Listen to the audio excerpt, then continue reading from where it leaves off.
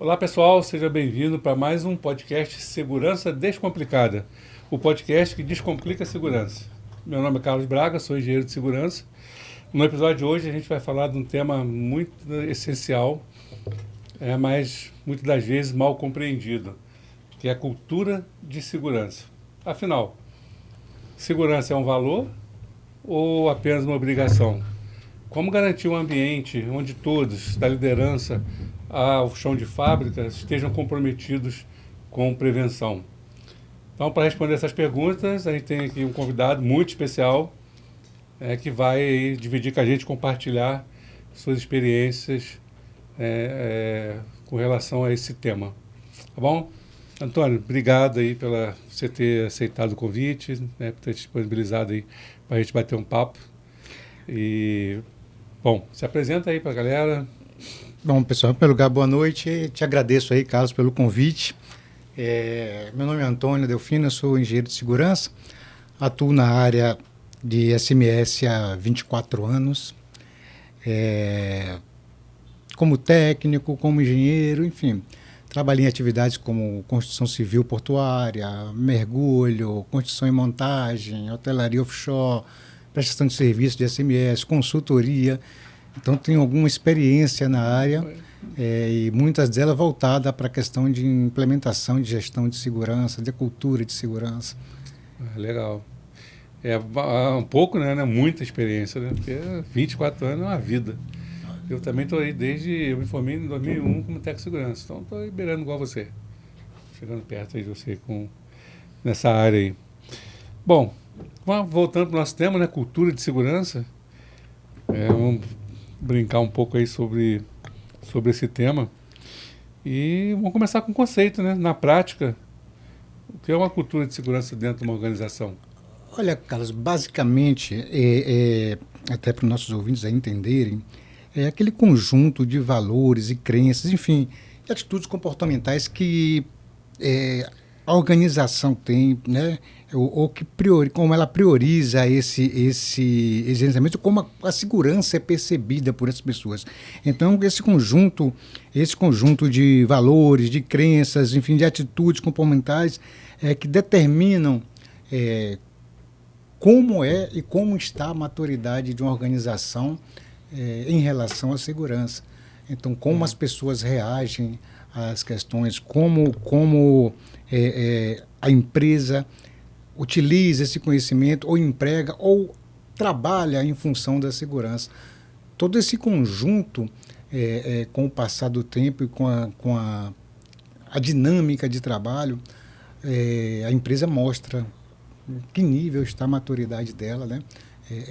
Às vezes, uma crença, muitas vezes, é limitante para que a gente consiga expandir horizontes com base no que diz respeito a essa cultura de segurança.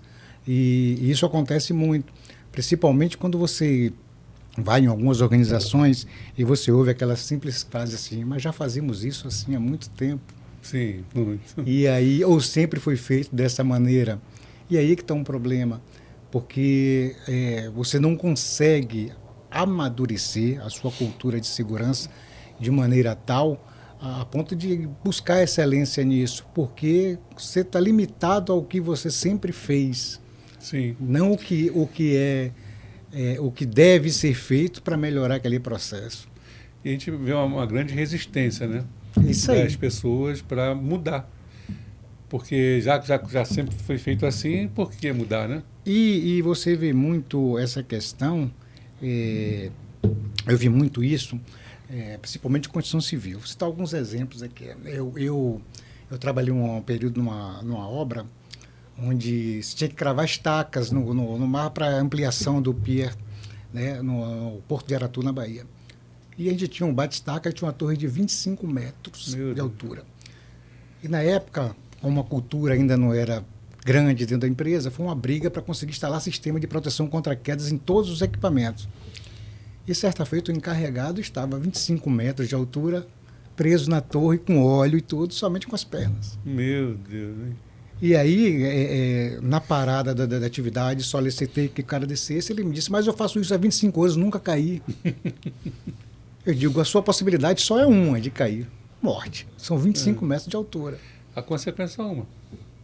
Então o eu sempre fiz assim é limitante para a cultura de segurança. Mas é uma realidade cruel para a gente, né? Porque o cara está vindo de segurança e não acontece nada. E como que a gente explica para ele que é sorte, o que, né? Para convencer ele o contrário. Isso é bem cruel, né? E se você olhar bem, aquela safra de profissionais antigos que tem esse pensamento hoje, quase nunca é aceita no mercado. Porque a coisa evoluiu. Estou falando de quando eu comecei, 24 anos atrás, para agora. As empresas buscam pessoas que já tenham essa consciência. Muitas vezes a empresa tem profissionais antigos, está buscando formar, buscando mudar o pensamento, mas ela busca profissionais em todas as áreas, principalmente naquela que a gente trabalha, que tenham conhecimento ou que tenha um direcionamento do que é trabalho seguro, do que é fazer o trabalho seguro, do que é uma cultura de segurança. E muitas vezes é difícil você encontrar ou você formar esses profissionais. Porque hoje a gente tem muita cobrança, né? Não só fiscal, assim, né? Até que fiscal a gente não tem tanto, porque o Ministério do Trabalho não tem tanta perna assim, mas sistema de gestão, cliente, sim, né? Isso ajuda bastante. Você acaba, dentro desses processos, e aí na área que a gente trabalha, a exigência é maior, você acaba tendo que mudar a sua cultura, primeiro por força de mercado, né? Uhum. Você tem que ter uma estrutura bem estabelecida para você atender o cliente principal da forma que o cliente espera. E aí, se você não tiver o engajamento, principalmente de lideranças, você não vai trabalhar cultura de segurança, você não consegue trazer isso de baixo para cima. Os resultados não vão ser bons, né? Para a empresa, porque se o cara não tem o engajamento, fica bem difícil. E assim, quais são os principais sinais de que uma empresa tem uma cultura de segurança? Você falou um pouquinho já, mas... Olha, tem um que às vezes a gente até reprime, né? Que é quando você fala de baixo número de acidentes, né? Uhum. Às vezes a gente acha que isso não faz parte da cultura de segurança, ou que você pensar em acidentes não é uma forma correta de se trabalhar, mas o que eu falo em baixo índice ou baixo número de acidentes é a gente pensar que os acidentes ocorrem e vão continuar ocorrendo, a gente sabe disso, mas qual a lição que eu tiro disso? O que é que eu aprendi para fortalecer a minha gestão, a minha cultura de segurança, para que aquela ocorrência não se repita? Vou citar um outro exemplo aqui de uma organização que eu trabalhei. A gente fazia o trabalho de construção e montagem. E dentro desse processo, teve um acidente com um corte no dedo, onde o cara montava o andame, ia colocar o pranchão e ele cortou o dedo, né? Foi feita uma investigação e tal, tentando direcionar a coisa porque a investigação era do tipo, a culpa é dele. Sempre assim, né? E aí eu tentando direcionar a análise para a gente entender onde foi a falha de gestão do processo para que o acidente ocorresse, não se levou a sério. Na segunda quinzena de embarque, na outra equipe, um acidente exatamente igual. Corte no dedo, na instalação no andame. Aí o pessoal fez assim, pensou o seguinte, vamos entender agora onde está errando na gestão. Eu disse, mas eu falo isso lá desde o primeiro ano. Então, o fato de você culpabilizar o acidentado não vai fazer nunca a sua gestão melhorar. Um outro ponto que eu acho que é bem interessante, né, é a questão da comunicação transparente. Isso é importantíssimo. A gente tem que entender e se fazer entender. Não adianta você, como profissional de segurança, estar no chão de fábrica conversando e falando uma porção de termos técnicos para o cara que está lá na frente, que ele tem que entender, que não conhece e que não vai fazer diferença para ele conhecer os termos. O que a gente tem que trabalhar o entendimento dele frente ao risco da atividade que ele exerce, e a gente não conseguir chegar nesse entendimento. Certa vez eu peguei de uma empresa, na época era um PPRA, para avaliar, né? E o cara que fez o PPRA na época, ele colocou todos os termos técnicos de higiene ocupacional que você possa imaginar dentro do PPRA. Aí eu perguntei a ele, não, tudo bem, o PPRA está bem feito e tal, mas como que eu apresento isso aqui para o cara que está lá no chão de fábrica, que quer conhecer o documento, quer saber o que é um PPRA? Ele acessar lá e ler, é a mesma coisa que ler em grego, né? E aí a gente tem, né? A gente tem uma coisa que eu acho importante e que hoje a gente vê muito, é a questão de integração de segurança com os processos. Segurança, isso aí é importante, segurança não é um setor, não é uma área à parte da organização. Segurança faz parte do processo. Não existe processo sem segurança e não existe segurança sem processo. Então, se a gente não tiver engajado, aí vem outro exemplo, né?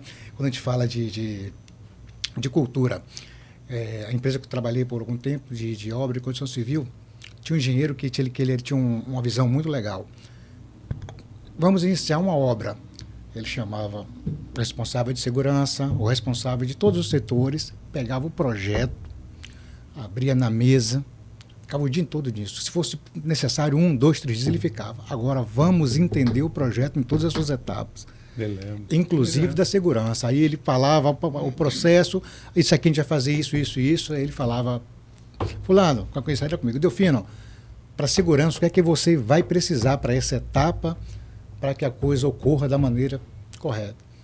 E aí a gente ia elencando aquilo ali, depois saía com um plano de ação do que tinha que fazer, mas vou dizer, foi a única obra que eu trabalhei em minha vida onde o cara fazia isso aí. E não era um som, era todo o projeto que ele pegava, podia ser qualquer atividade. Ele sentava com a equipe, uma semana, a obra começava no mês que vem, mas era uma semana de estudo daquele projeto para que a gente conseguisse definir.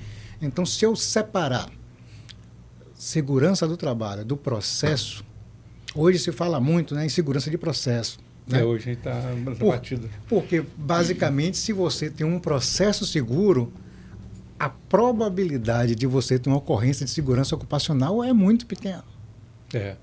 Porque está tudo planejado, né?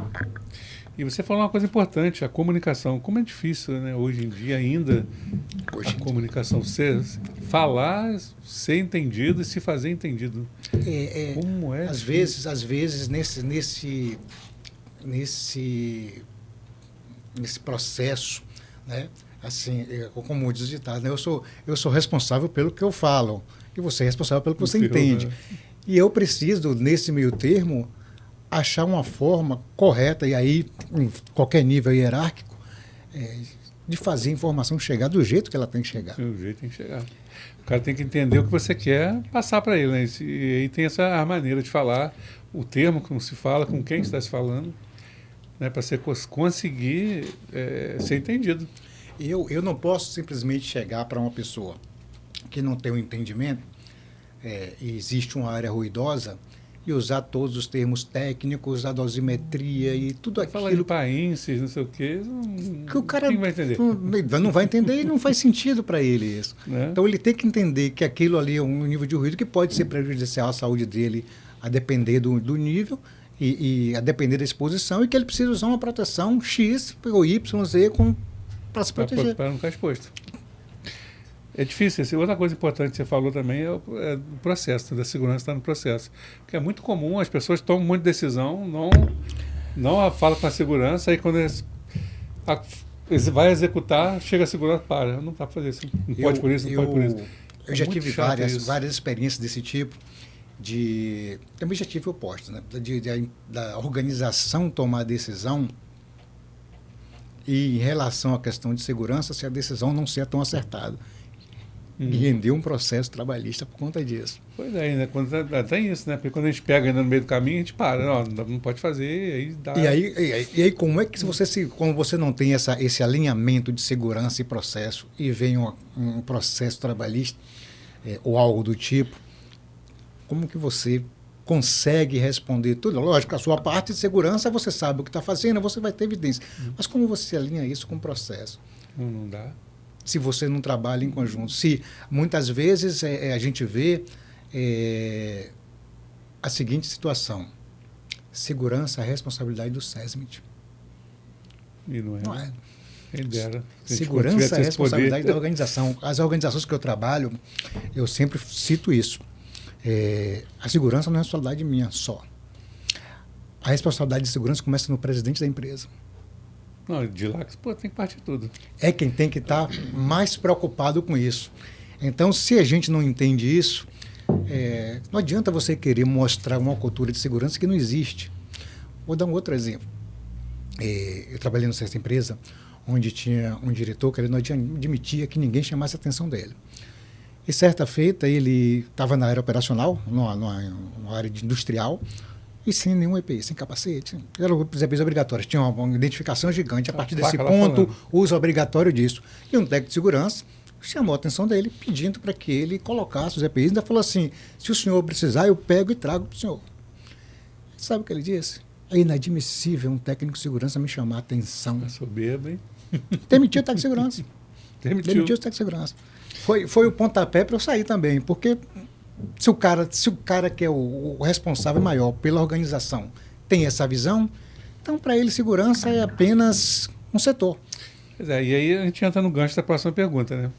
De como o comportamento da liderança influencia na cultura. Um cara desse... Aquela questão do o ambiente influencia o comportamento, faz parte. Eu tenho outro exemplo desse tipo. Se eu chego... isso aí foi num canteiro de obra, na mesma situação, semelhante à situação, né? Eu tinha o presidente da empresa, o presidente da Veracel Celulose na época, e mais alguns diretores estavam fazendo um bate-papo por causa de uma obra que ia começar, numa área operacional, e todo mundo com um capacete debaixo do braço. Eu saí da área, fui ao encontro deles, e quando eu desço, um funcionário tirou o capacete e tirou o óculos. Eu vi que ele tinha feito isso. Acho que eu não vou chamar a atenção dele. Passei direto e fui falar com o presidente da empresa. Disse, pessoal, isso aqui é uma área administrativa, uma área operacional. Se vocês quiserem ficar mais à vontade, a sala de reunião está liberada, vocês sentam lá, pode ficar sem capacete, mas aqui é obrigatório, use capacete, óculos, protetor auricular. Eu virei e o cara colocou todos os EPIs dele. E ele falou para mim, eu pensei dessa forma, que você ia chamar a minha atenção e não a de quem estava lá, porque elas... Que era o chefe. Porque a gente sempre fala isso, né? Os caras grandes você não chama atenção. Então, depois desse episódio, a visão das equipes, eu estou falando de construção civil, que trabalhavam em obras pedreiro, mudaram. Eles começaram a enxergar que a gente do SMS não cobrava só deles. Então, isso começou a mudar a cultura. E essa questão de cultura, né, e da resistência, principalmente do colaborador que está exposto ao risco de principalmente usar o EPI, né? Eu também tive uma experiência numa empresa que eu trabalhei, eu estava passando na área e o rapaz estava num andaime, num tanque. O tanque devia ter uns 15 metros, ou menos um pouquinho. E ele estava num andaime, uma tábua só e sem cinto. Aí eu passei, meu amigo, né, chamei ele pelo nome, desce aí, preciso falar com você um minutinho. Aí ele desceu, pois não, segurança. Pois não, segurança, né? Sempre assim. Aí eu falei, rapaz, você tem que dar o cinto de segurança, você trabalha em altura, você não pode ficar com 6 cintos de segurança. Você cair daí, como que você vai fazer?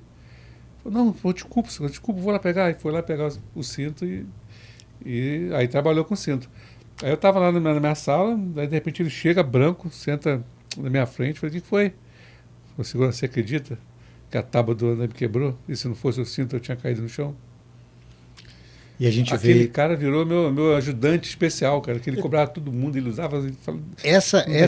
Infelizmente, às vezes é uma situação dessa, né, que poderia ter acontecido e não aconteceu, ou às vezes é exatamente um acidente que você acaba trazendo o cara para o seu lado e o cara vira um multiplicador disso. Rapaz, virou meu assistente de segurança. Esse é um detalhe. Mas, assim, é muito mais difícil a gente conseguir engajar. Dessa forma, sem uma ocorrência de acidente, com entendimento do processo, do que quando você começa a dizer, isso aqui pode acontecer. Às vezes tem muita gente que é contra a demonstração de situações com imagens. Mas às vezes o cara entender que aquilo pode acontecer com ele... choca mais, né? Fica, opa, peraí. Então, lógico que não é a todo momento, nem todo público que você vai fazer isso. Mas você tem horas que você realmente precisa mostrar a realidade. E a gente sabe que a situação da operação, principalmente nossa na atividade offshore, para um cara morrer, vira óbito numa operação, é muito simples, é muito fácil. Basta descumprir. E a gente sabe que acontece. Se não fosse tão fácil, não aconteceria. A gente tem N situações que gerou óbito ou gerou acidentes graves por descuido. Pô, na gestão mesmo. Porque o cara não cumpre, ou está acostumado a fazer sem. Porque eu penso assim, você falou lá atrás de botar a culpa, né? A gente sempre vai botar a culpa na pessoa que sofreu o acidente. Né? Eu até conversei com no podcast passado, a gente estava falando, né? O cara tá trabalhando, machucou o dedo. Estava sem luva. Culpa dele, se ele botasse a luva. Então a gente não já quer logo julgar e já dar a causa, né, de raiz e pronto. Isso, cara, é culpa dele. E não é bem assim, né? Esse entendimento de todo o processo e que levou o cara a machucar o dedo, muitas vezes é negligenciado. Pois é. É uma liderança dessa que acho que não precisa usar EPI, não cobra. O cara está entregando o serviço, tá certo. Sim. Está batendo as metas, beleza, não vou cobrar nada. E olha que você vê essas situações muito em pequenas empresas e médias, mas em grandes empresas você vê essa situação do cara estar entregando o serviço, então não quero saber nem como. Está sendo feito. Está sendo feito. E isso é terrível, né? Porque quando vem um acidente, já era. Dependendo da consequência desse acidente... E aí você perde, já aconteceu, você perde uma grande possibilidade de aprendizado e de melhorar o seu processo e aumentar o seu nível cultural de segurança com aquele aprendizado, porque você não fez uma enxergação do jeito que deveria. Muitas vezes as pessoas, uma coisa que é bem interessante e que muitas vezes nessa questão de aprendizado as pessoas são bem condicionadas a entrar eu vejo isso constantemente, a entrar numa investigação de acidente e só dizer assim, aconteceu por isso. A gente nem começou a analisar. Julga antes, vê o efeito e fala, é isso.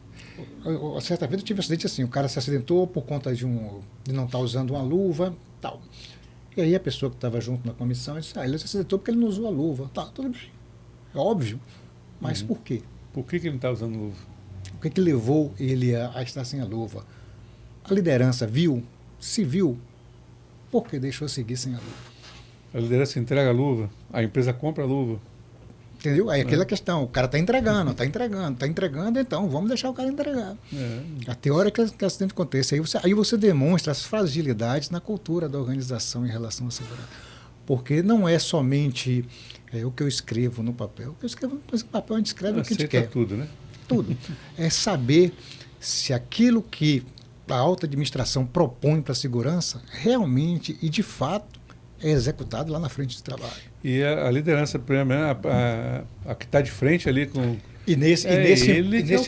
Exatamente. Nesse meio campo, a liderança trabalhando para fazer com que... Isso aconteça. Cobrando, explicando, isso aí. Treinando. E muitas vezes a gente enxerga e a gente vê liderança o só cobrar. Né? E às vezes eu já vi situações dessa que a liderança cobra e não sabe nem por que está cobrando. Acontece também, né? Falar que eu tenho que cobrar, eu estou cobrando. Não sabe por que está cobrando. Então, se eu envolvo, e isso faz parte, graças a Deus a gente teve nos últimos anos, revisões de normas que trouxeram à tona essa questão, eu preciso envolver no processo, segurança e processo, quem executa a atividade. Eu preciso ouvir quem faz. Não adianta eu sentar no computador e fazer aquela PR linda, maravilhosa, se o cara que está executando lá na frente... Porque, de fato, quem conhece é ele, né? Quem executa, quem conhece. A gente sabe, né, tecnicamente o que precisa colocar, mas quando o cara está executando, a exposição mesmo, de fato, a gente... Isso eu falo direto. Sabe. Bom, eu conheço a técnica, eu sei por onde eu sei como é que eu vou qualificar e quantificar isso, mas eu não executo. Então, tem coisa que vai passar despercebido. Porque você fala, trabalho na altura, você já vai lá na PR, botar cinto de segurança, ponto de ancoragem, não sei o que lá. Mas e como ele executa? O que nesse meio tempo aqui ele está ancorando, o que ele faz a mais? Então, assim, se a força de trabalho não participar, vai ficar uma brecha. Justamente por causa disso, porque muitas vezes, cara, isso aí já deve acontecer, você está com pensamento em resolver uma situação, em colocar um processo para rodar e está pensando em ideias mirabolantes. E o cara tem experiência e muitas vezes na simplicidade ele te mostra que a coisa é mais simples e você consegue resolver. E às vezes você gasta um dinheirão para fazer uma coisa e fala, não, aqui só você botar esse pino aqui, o cara diz, vou dizer uma ferramenta, não sei o quê.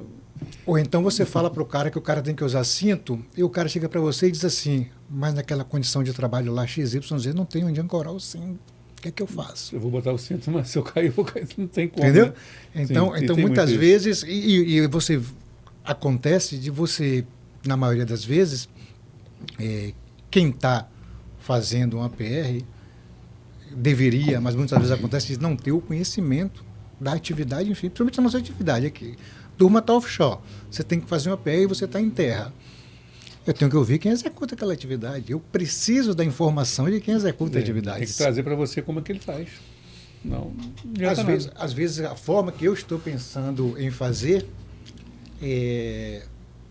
está em desacordo com a prática dele e com a maneira mais segura de fazer. Então, isso acontece muito com procedimento, né? O cara escreve procedimento, mas o cara, quando vai lá executar, não tem nada a ver com o que está no procedimento. Sim. Ele faz diferente. Uma série de informações no procedimento. E tudo isso, lógico, tudo isso vai estar alinhado à própria cultura da organização. O que é que ela faz, como que ela faz, por que está fazendo. E essa informação precisa chegar, ou precisa vir. Eu preciso ouvir quem executa para que eu coloque, e aí é uma coisa que eu bato muito na tecla sempre,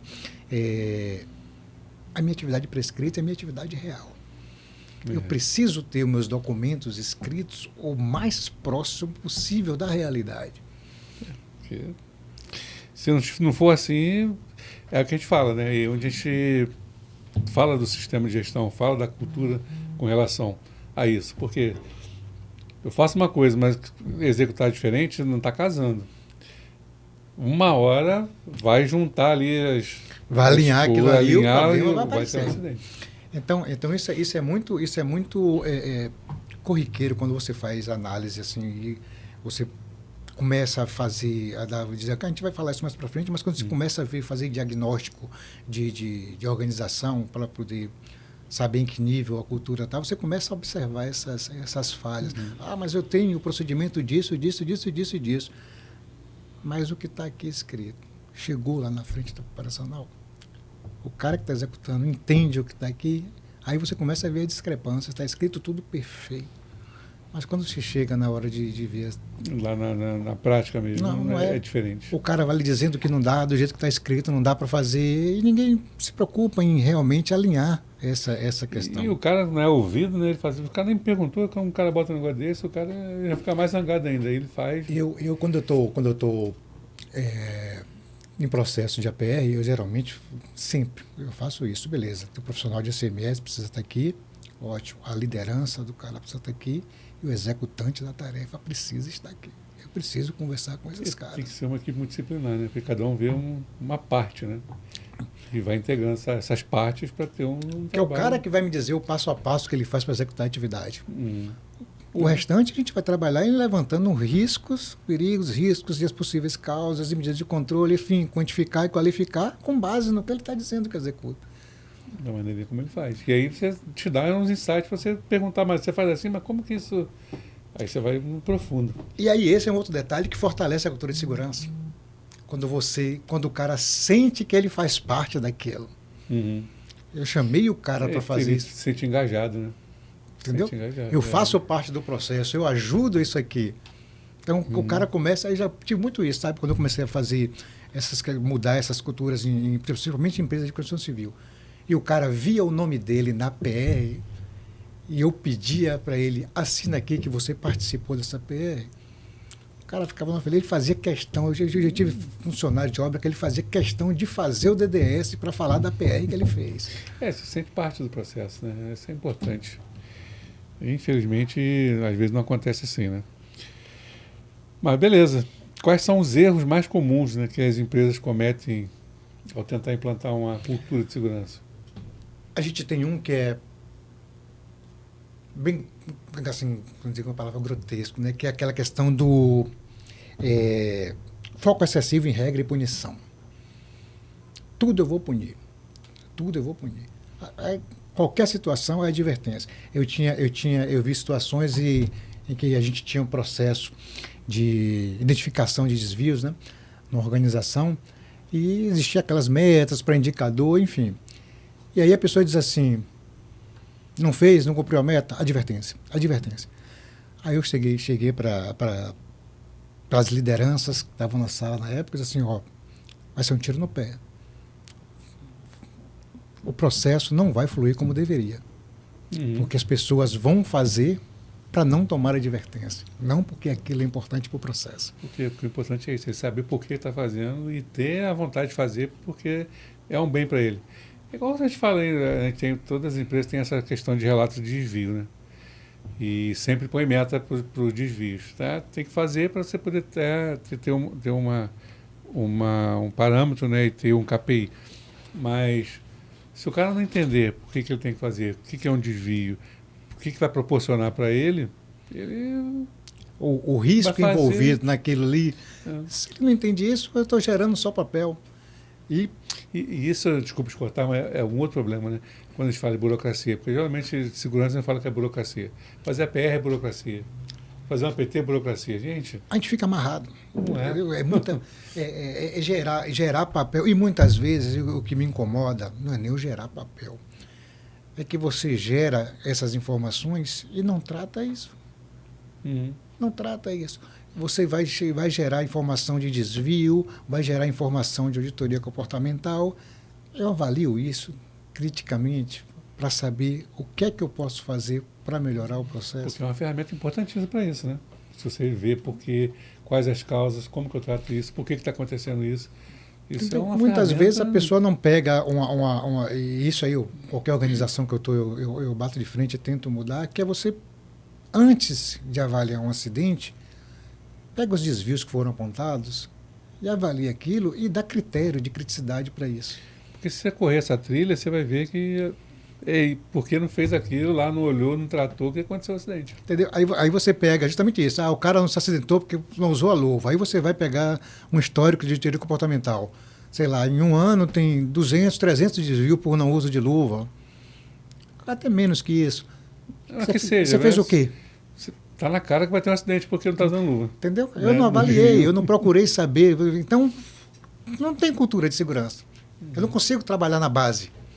Sim. Eu não consigo fazer uma análise criteriosa para tirar aquilo dali, sair com um plano de ação ou com uma análise que seja e que me diga eu preciso tratar isso aqui porque isso vai me gerar um problema. E o que você falou, né, de envolver as pessoas é um erro também nessa questão de implementar cultura. E a ISO 45001, que fala de segurança e saúde ocupacional, para o pessoal saber, né, que a ISO 45001 ela fala do sistema de gestão, né, tanto para a segurança como para a saúde. E ela tem um item lá que ela fala de consulta e participação, né? Consulta e participação. Porque tem que ter um conselho, tipo um sindicato, né? Um conselho de colaboradores, ou uma pessoa, ou um conjunto de pessoas para ser consultada para falar sobre a questão de segurança. Certa feita eu fiz uma auditoria numa empresa onde o diretor que eu fui auditar, que não era alta administração, não era daqui, era da Colômbia, se não me engano. Aí eu fiz a entrevista com ele pelo Teams. E aí eu fiz justamente isso. Como é que é feito na sua organização o processo de participação e consulta dos trabalhadores? Aí ele fez, não, aqui na minha empresa não existe isso, é a gente que decide. Isso tem 2 anos, é recente. É a gente que decide. Não tem como. A gente que decide, como é que... Aí eu fiz assim, como é que você aí, onde você está, toma uma decisão para uma operação que é aqui no Brasil... E nem conhece como o cara faz. E vai estar correto, e vai estar certo, e vai estar engajado. Não existe fazer isso. Então, mais uma vez, só para reforçar, né? Eu preciso conversar com quem executa a atividade. Senão, o processo não vai... A cultura em si não vai estar implementada ou madura o suficiente para você dizer, ou para você evoluir naquele processo. Aí, dentro do que você falou, um outro ponto que é extremamente importante, né? Que você citou quais são os erros. A comunicação, a gente já falou, comunicação unilateral, né? Tratar a segurança como um projeto temporário é uma falha gigantesca. Né? Ou compor só por causa de lei, né? Vou botar a segurança aí, mas... Entendeu? Um outro problema que tem, até eu nem descrevi aqui, mas são coisas de vivência, quando você tem, até para o próprio processo, né? Até para você reduzir a probabilidade de erro, reduzir rotatividade. Quando você tem um processo onde se tem muita rotatividade... É um caos para a gente, porque... Aquilo nunca vai andar. Você vai estar sempre ensinando alguém a fazer alguma coisa. E quando ele aprende, sai. E esse é um problema. Isso eu não estou falando só de operação, estou falando em todos os setores. Você trabalha com SMS, você sabe disso. O quanto é oneroso você tirar um profissional que já tem experiência ali, sair para você colocar outro. Ou você ficar substituindo o profissional porque aquele não se enquadrou. É muito ruim. É muito ruim. A sua cultura de segurança, o seu engajamento nunca vai ser o mesmo. E aí, outro ponto que a gente já falou, que é a questão, né, de achar que o SESMIT é o responsável pela segurança. Isso é um problema para qualquer organização. Quando o cara tende a enxergar dessa forma, ele esquece de todo o processo. Então, ele sempre vai responsabilizar a segurança por um acidente que aconteceu. É porque... Eu sempre digo, né, quando eu faço lá nos treinamentos, eu converso com o pessoal, eu falo isso, porque segurança não é o técnico, não é o engenheiro, não é o médico, porque ele não tem como estar em todo lugar ao mesmo tempo. Eu falo sempre ele não tem isso. como estar, né, a gente tem ambientes diferentes de trabalho, com atividades diferentes. Como que o técnico vai estar nesses ambientes ao mesmo tempo? Eu até concordaria com esse assunto. Por exemplo, você tem uma empresa com 5 departamentos operacionais. Tem 2 técnicos de segurança. Então, não dá para ficar nos 5. Para fazer num departamento, para tudo, e os técnicos ficam lá até acabar aquela atividade, vai para o outro. Aí a gente pode até, né, falar da que está lá olhando. Agora, quando não está? E quando não precisa de técnico? Então, assim, a segurança é de cada um. Isso aí. É de cada um, tem que pensar em segurança, porque aí eu sempre falo isso, gente, não sou eu que vou sentir dor. Não sou eu que vou perder um pedaço do dedo. Não sou eu que vou morrer, não sou eu que vou ficar paraplégico. Uma das coisas que eu bato muito na tecla quando eu faço qualquer tipo de palestra, DDS, enfim, é o seguinte, eu entendo de segurança, eu conheço teoria de segurança, eu não faço segurança. Quem faz segurança é quem está na linha de frente. Pois é, quem está exposto ao risco e que precisa se proteger. A gente conhece a teoria, a gente passa os aprendizados, ensina, faz os ensinamentos, enfim, mas se o cara que está lá na frente, ou se a gente tem a linguagem inadequada e o cara não consegue absorver isso e se acidenta, o recado não chegou, o cara vai continuar exposto ao risco e a gente da sala trabalhando. Eu entendo que a gente é um consultor direcionador, porque a gente conhece a legislação, a gente precisa que a empresa esteja adequada, que os departamentos cumpram, os empregados cumprem, a gente treina, multiplica. Sim, esse é o ideal. Você sabe, cara, que quando você consegue transmitir o recado e fazer com que a organização ou a frente de trabalho entenda que quem faz a segurança são eles, e que a segurança é a responsabilidade de todo mundo, independente do nível hierárquico, independente do nível hierárquico, a coisa muda. E aí vem uma coisa que paralelamente ocorre, e está bem ligada a isso, é a questão do famoso direito de recusa, né? Você não tem uma cultura de segurança adequada à organização, o direito de recusa vira arma para punição, que o cara acha que ele não tinha que parar o serviço. Aí tem aquela de querer transferir o cara, tirar o cara da área, exatamente, botar na pernoite, por exemplo, para entender. Então, quando a empresa enxerga que aquele funcionário parou uma atividade que realmente tem um potencial para causar problema e aquilo vai ajudar a organização a enxergar aquele problema e tentar resolver.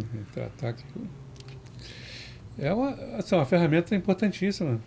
E a NR1, A NR1 já vem ela com fala essa. que tem que dar esse direito. E muitas vezes você vê aquilo só no papel, né? Em política. É. E aí a gente parte para a próxima pergunta, né? Como engajar? Primeiro, educação e sensibilização é um fator. Porque eu acho que cultura de segurança assim, é complicado, né? Porque tem muita resistência. Né? A gente vê que tem muito. O próprio colaborador que está lá exposto, a própria liderança. Na minha época de chão de fábrica, né, eu trabalhei na indústria de fundição, trabalhei em algumas indústrias que a gente está mais presente. Né? O offshore a gente fica sempre um pouco longe. Uhum. Mas. Agora, eu acho que assim, quando você fala de engajamento, eu acho que até com base nas normas, eu acho que quando você dá voz ao trabalhador, muda muita coisa. Quando você começa a trazer o cara para o seu lado e dizer assim, mas como é que se faz? Mas como é que você acha que deveria ser feito? Você sabe quais são os riscos que você tem na sua atividade? Como você faz ou como você acha que se deve fazer para melhorar essa condição? Uhum. Quando você faz isso, você traz... Eu já fiz isso várias vezes e eu tinha gente que... Assim, tinha as resistências que a gente sempre vai ter, mas eu tinha gente muito boa que quando tinha coisa nova, trazia, fazia um projetinho. Tinha um cara que era muito bom. Ele, quando ele via alguma coisa que poderia melhorar na atividade que ele fazia, ele trabalhava com caldeiraria. Só que ele conhecia de projeto 3D. Ele vinha conversar comigo com um projetinho 3D feito do que ele achava que precisava melhorar, que aquilo ali ia dar mais segurança para o processo. Eu digo, meu amigo, vamos levar isso para a diretoria. Hoje ainda, que vai ter uma reunião, a gente apresenta isso. E o cara começou, fez a primeira, a diretoria gostou, aprovou, fez. Aí ganhamos, cara. Sempre que tinha alguma coisa, aí o que eu fazia? Eu utilizava muito, né? O que eu fazia? Chamava essas pessoas que tinham um engajamento maior, dizia assim, pessoal, tem um projeto assim, assim, assim. O que a gente pode fazer para melhorar? Independente de ser da área dele ou não, o que a gente pode pensar em melhorar? Aí o cara fazia assim, Delfino, eu posso ir lá na área dele ver? Eu, pode, claro. Tem que entender, né? Claro que pode. Deve. Então, você dar voz às pessoas e trazer elas para dentro do processo, ouvir os trabalhadores, como diz a norma, isso, cara, nos traz um engajamento muito maior do que você está fazendo treinamento apenas. E ele vai fazer parte aí de multiplicador, né? Ele vai conversar com os outros que estão com ele, cara, faz a segurança, usa o EPI, ele começa a multiplicar. Exatamente. Um outro ponto que eu acho que é bem interessante, cara, é a questão do reconhecimento, sabe? Daquilo que é... Não reconhecer simplesmente o cara porque ele está usando o EPI. Não. A gente sabe que, dependendo da área, usar EPI é obrigação. Então, isso não é uma maneira de reconhecimento. Mas você vê aquele cara que ele tem a preocupação de manter a área dele organizada. Eu tinha um caldeireiro que trabalhava, que ele tinha uns 12 caldeireiros, aprendizes, soldador e maçariqueiro junto com ele. E ele parava o setor dele todo final de turno, 20 minutos antes do horário, para limpar. Toda vez era isso. Ele limpava, organizava e deixava tudo preparado para o que ele ia fazer no dia seguinte. Ninguém pediu a ele, ninguém... Então, você reconheceu a atitude do cara, porque a gente começou a monitorar. Não era uma vez só. Se ele trabalhasse de domingo a domingo, todos os dias você poderia chegar de manhã cedo, no final da tarde, que a caldeiraria estava impecável. Aí se você perguntasse a ele assim, mas por que isso está aqui? Aí ele falava para você, não, porque amanhã eu tenho que fazer esse serviço, essa peça vai sair primeiro. E ele planejava. Uhum. E não tinha acidente na caldeiraria. Com ele não tinha acidente. Pois é. Porque ele era engajado a tal ponto dele parar a atividade de qualquer pessoa na caldeiraria se tivesse uma situação que ele achasse que fosse de risco. Podia até nem ser. Mas se ele enxergasse que era, ele parava e dizia assim, pessoal, vamos corrigir isso aqui que vai dar problema. Então a gente tem que aprender a reconhecer esse tipo de comportamento. Que isso traz para a gente que trabalha com segurança, isso é um braço gigantesco na área operacional. Sim, certeza. Isso faz o cara multiplicar, porque o cara vai entender que ele é parte do processo. Que é parte do processo. Sendo parte do processo é outra coisa, né? Esse é um fator primordial. O cara tem que se sentir parte daquilo. Eu preciso entender que o meu trabalho faz diferença, né? Por mais simples que seja. Outro dia eu estive conversando com uma pessoa, estava conversando com a menina que ela trabalha com serviços gerais. Aí ela falou que alguém, numa empresa que eu fui fazer uma visita, aí ela me disse que alguém falou com ela que meio que colocando ela para baixo. E ela, em momento nenhum, ela se calou. Ela fez: você faz o quê? Aí o cara disse: eu sou isso, aquilo, sou supervisor disso, eu faço a limpeza. Eu também sou parte do processo. Sim. Mas você imagina se você não tem limpeza, o que aí vai acontecer? Ela perguntou a ele: quantas pessoas trabalham aqui? Aí ele falou assim: acho que quase 90. Se eu não limpasse o banheiro, você encontrar o banheiro limpo para usar? Você encontrar café a hora que você quer tomar um cafezinho? Pois sou parte do processo. Se não tem eu aqui, você está lascado, né? Porque ia passar sufoco. Não tem diferença, né? Cada um na sua função, no seu quadrado.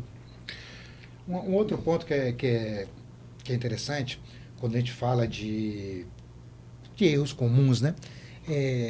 Você tratar somente situações reativas e utilizar indicadores só reativos. Porque não ajuda em nada a sua realidade. E vai contra a segurança, né? Porque a segurança é prevenção.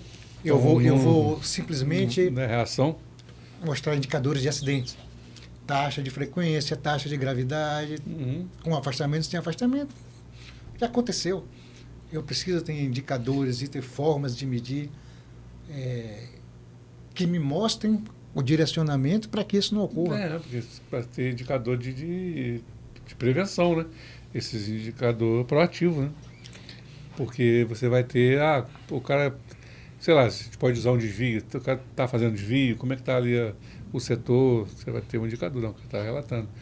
O que está acontecendo com esses desvios? Estão tratando? A gente viu muito isso, você viveu isso também, há uns bons anos atrás, quando o cliente maior aí cobrava essas análises, né, de desvio. Por que aconteceu? O que é que eu falei de plano de ação? Então você tinha, eu passei muito por isso, você tem que fazer uma análise daquele desvio e apresentar as ações. Isso, como se fosse um acidente. Fazer a apresentação com causa, tudo bonitinho, plano de ação. Então não adianta eu pensar em trabalhar segurança numa organização, e você falando em cultura de segurança, indicadores ou qualquer outro processo só de forma reativa. Não adianta. Eu não vou ter o engajamento, eu não vou ter o resultado que eu espero. E a gente vai ficar correndo em círculo, né? Só reagindo.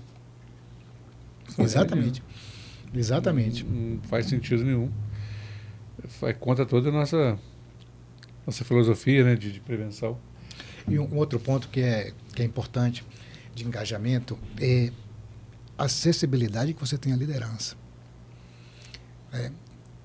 Às vezes o cara... O que eu vou falando aqui é porque eu já vivenciei.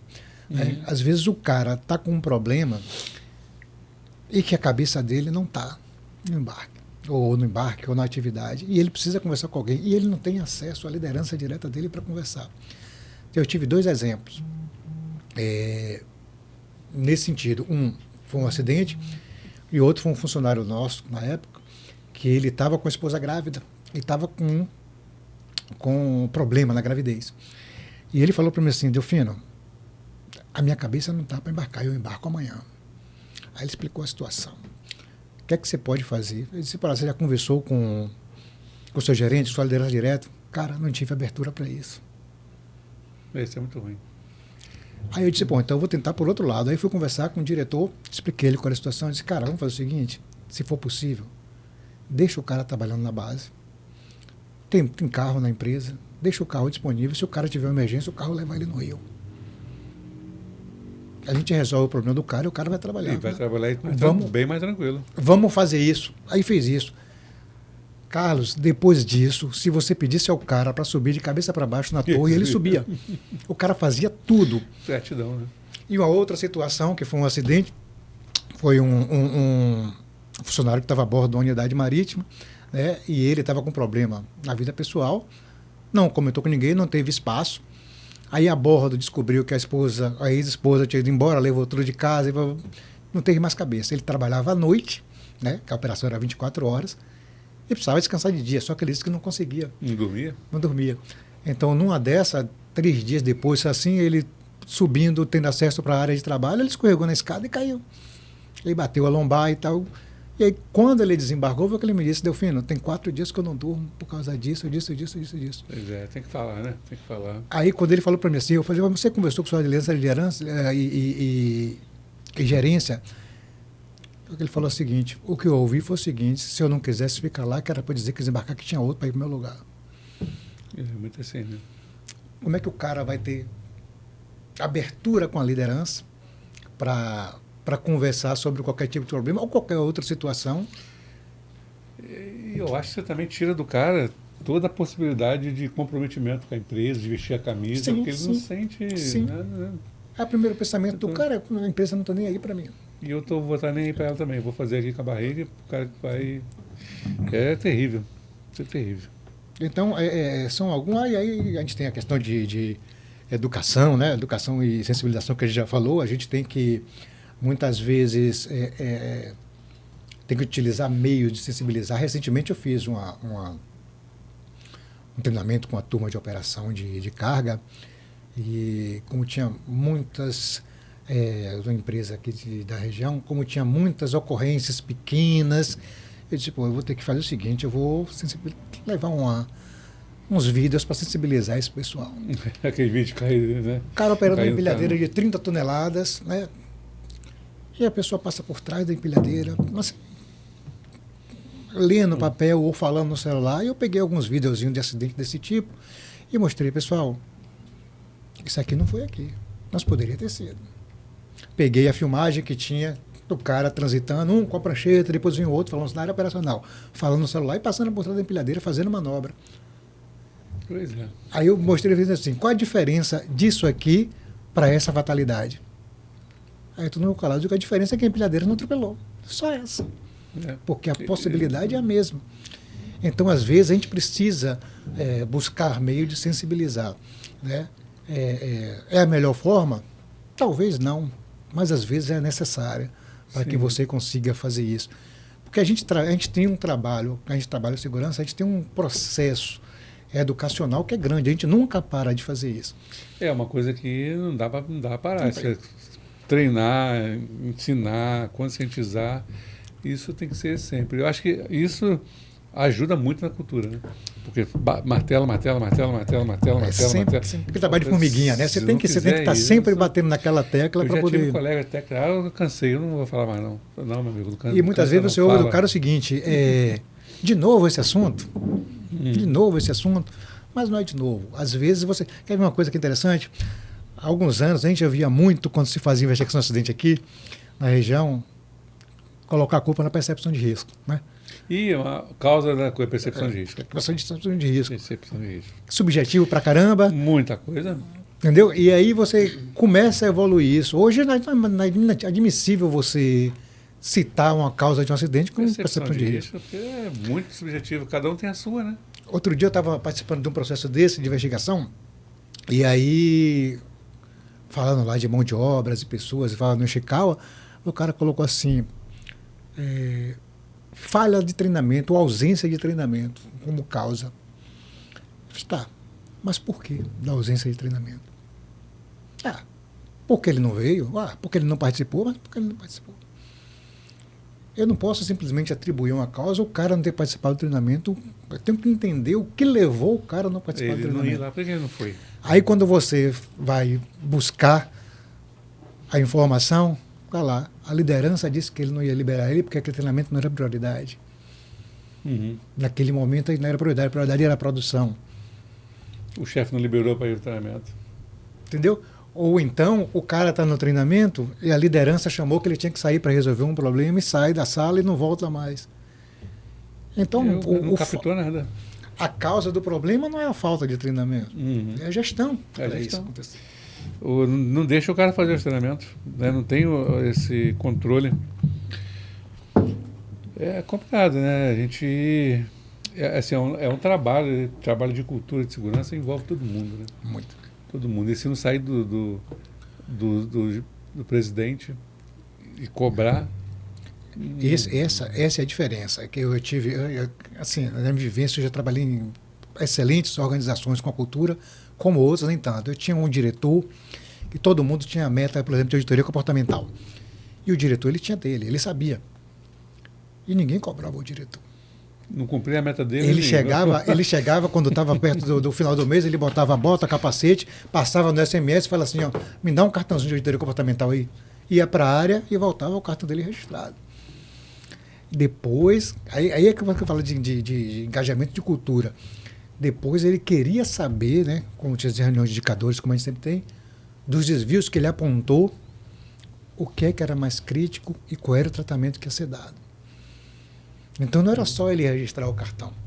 Ele queria saber dos desvios apontados pelas lideranças, ele era de modo geral pelas lideranças, e ele fazia isso em reunião de indicadores, que ele participava, era peça ativa, dos desvios apontados naquele período, quais foram os que tiveram maior reincidência, por que tiveram maior reincidência e o que é que foi feito.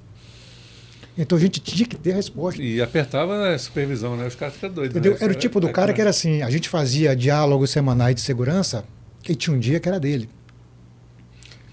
Ele preparava o material, ele ia para frente, ele fazia tudo que tinha que fazer. Ninguém podia. Às vezes que ele não podia por qualquer motivo, ele informava por e-mail, em função disso, não estarei presente na base sexta-feira, solicito que alguém cubra o meu DSS. Acabou. Isso vai criar engajamento, né?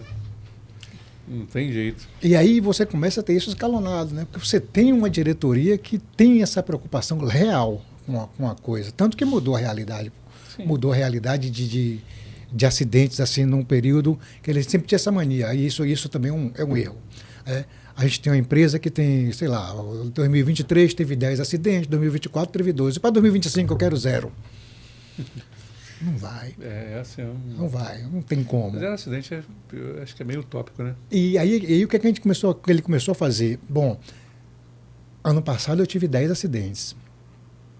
Eu tenho que reduzir esse número em 40% esse ano.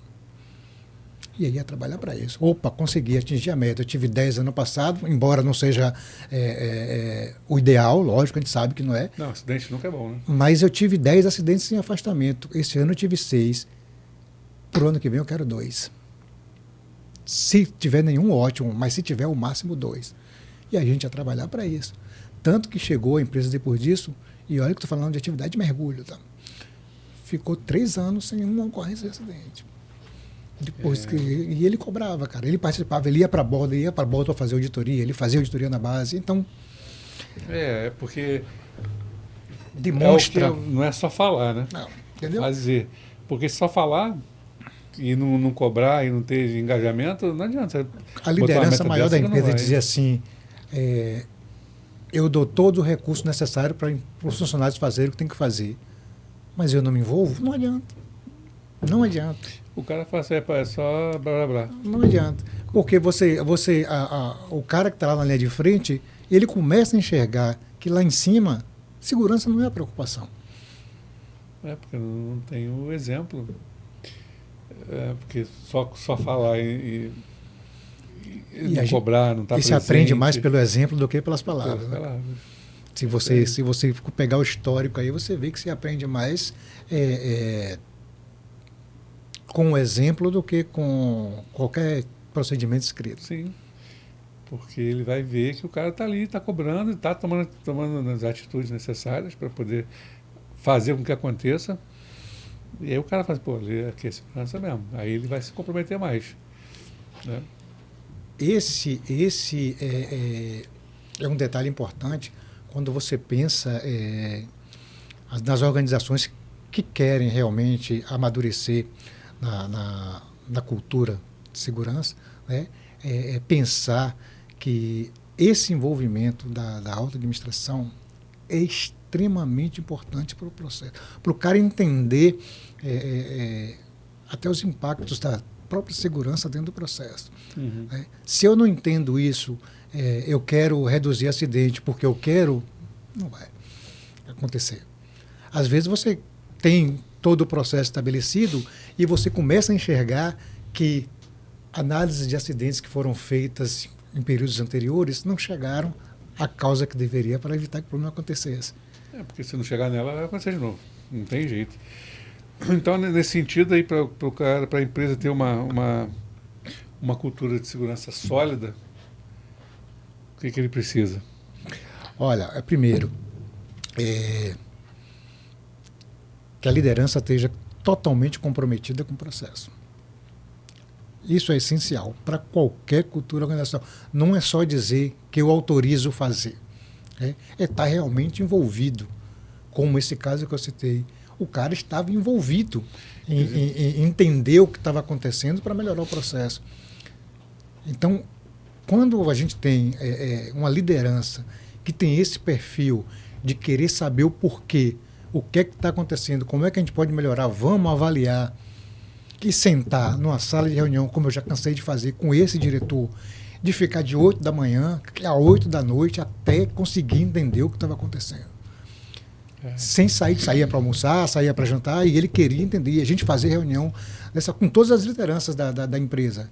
E ficava todo mundo na sala. Ele dizia o seguinte, amanhã tem reunião, a gente vai tratar isso.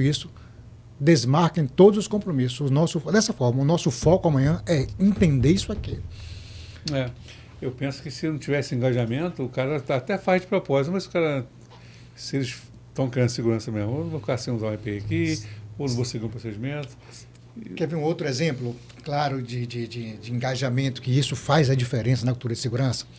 Eu trabalhava numa obra e a coisa, quando eu comecei, era bem devagarzinho. E aí a coisa foi amadurecendo, a ponto de que, quando tinha qualquer operação, a primeira pergunta do diretor a segurança está ciente? Autorizou o serviço? Pois é. Certa feita, um arquiteto ia fazer uma concretagem e a gente tinha proibido a concretagem por conta das condições do equipamento, as condições que ele estava fazendo para levantar as vigas, enfim. E ele achou por bem fazer no final de semana, porque a gente não estava lá. E por desencargo de consciência, eu tinha algo a resolver na empresa, eu e um técnico de segurança, naquele dia. Quando eu cheguei na empresa, eu estou vendo uma fila de caminhão de concreto, eu disse, esse serviço está proibido. Aí eu fui falar com ele, o cara mudou de cor. Aí eu falei, o que foi que eu consertaram até ontem? E se não ajustasse essas condições de segurança, a gente não ia fazer a concretagem. Mas eu vou ligar para o diretor. Ligue, fique à vontade. Ele ligou para o diretor e eu botei em viva voz. O diretor fez assim, mas o que é que a segurança falou? Eles autorizaram? Aí o arquiteto fez, não. Então, os caminhões de concreto você pode mandar voltar todos. Quando a segurança reavaliar o processo, reavaliar o processo e der o ok para fazer o serviço, a gente vai fazer.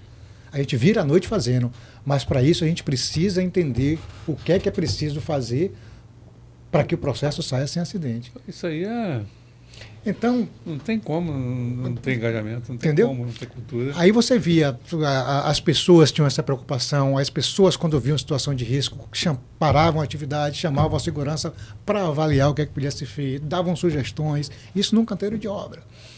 Que estava integrado no processo. Que é uma coisa dinâmica. Entendeu? Você tem uma situação de concretagem, cara, de você ter 54 metros cúbicos de concreto para cair. Nossa, muita coisa. E você tem uma equipe engajada em ver as condições de tudo para que o processo não dê problema.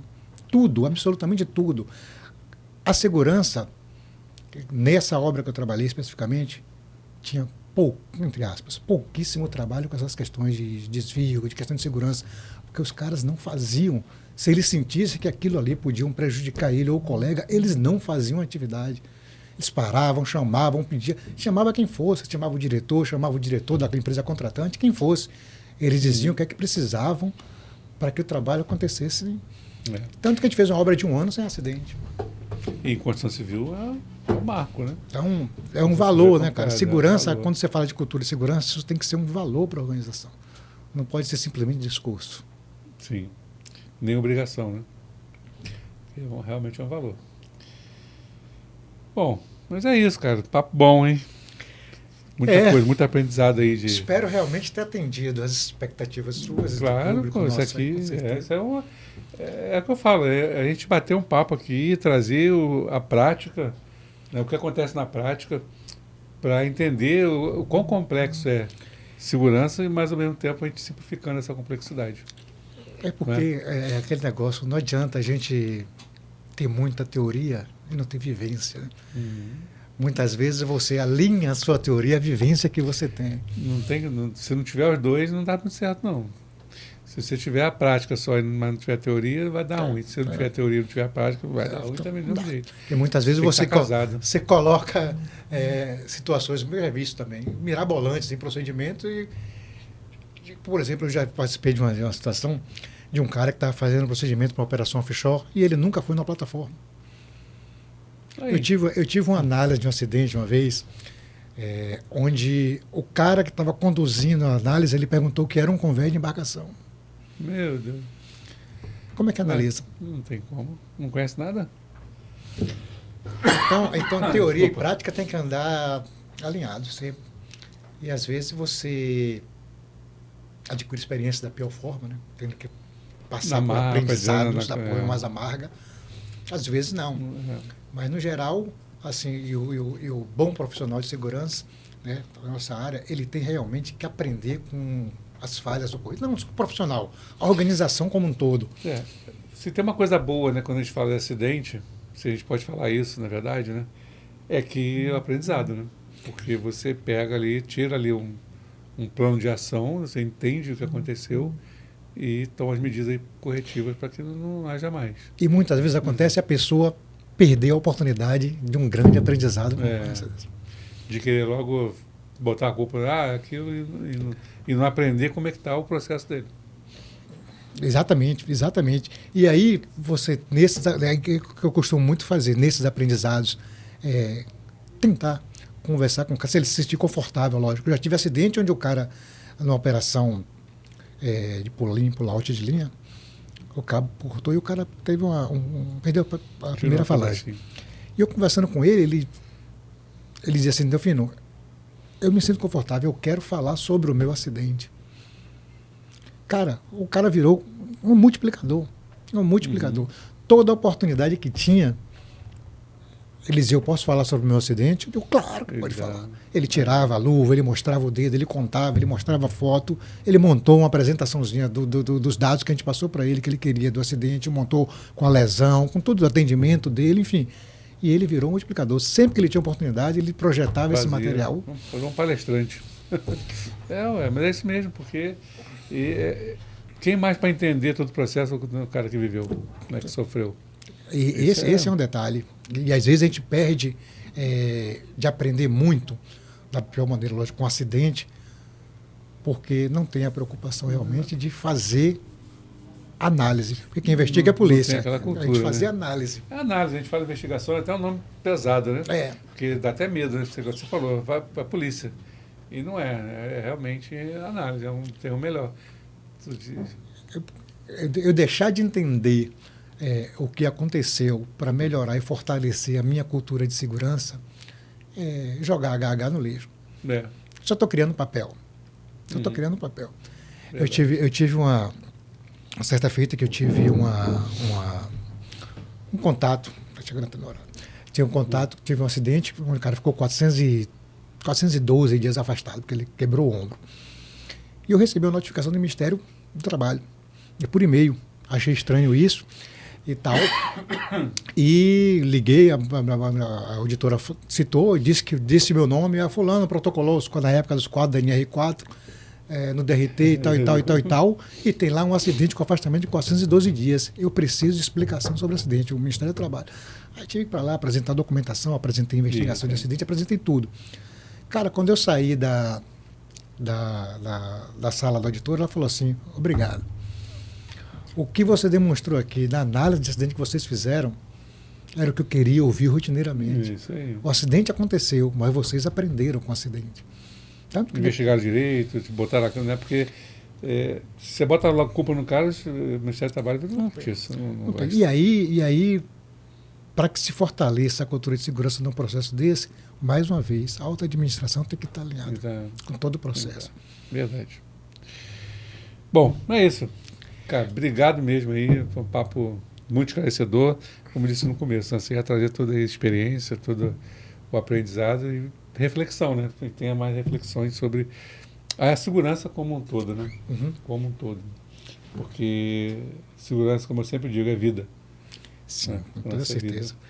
Eu que agradeço aí a oportunidade, Carlos, e estou à disposição que precisar. Depois a gente faz um outro aí também, né? Fico Outro assunto. assim, eu gosto de falar, né? Eu até dou aula, inclusive, mas assim, eu querer ensinar um pouco que eu sei, ou poder passar um pouco que eu sei, seja em qualquer circunstância, é gratificante. Eu acho que é uma obrigação nossa, né? Porque ter conhecimento Você não é sente, legal. você Tem que sente passar, bem. ensinar mesmo. Conhecimento Você entender. sem multiplicar isso não tem adianta de sentido nada, nenhum. não faz sentido. Bom, é isso. Pessoal, acabando aí mais um podcast. Obrigado aí pela participação. Aí vamos aí curtir lá né, o programa, compartilhar, se inscrever no canal, que isso aí ajuda mais pessoas a participar. Então, até a próxima. Quer deixar algum recado para a galera, alguma coisa? Bom, pessoal, só agradecer, né, a oportunidade e dizer que a gente não faz nada sozinho, tá? Seja em qualquer situação, principalmente em cultura organizacional. A gente precisa trabalhar junto. Se eu quero fortalecer isso, é em equipe. É todo mundo pensando para atingir o mesmo objetivo. E no mais, é isso aí. Eu agradeço e fico à disposição. Valeu, pessoal. Tchau, tchau. Até a próxima.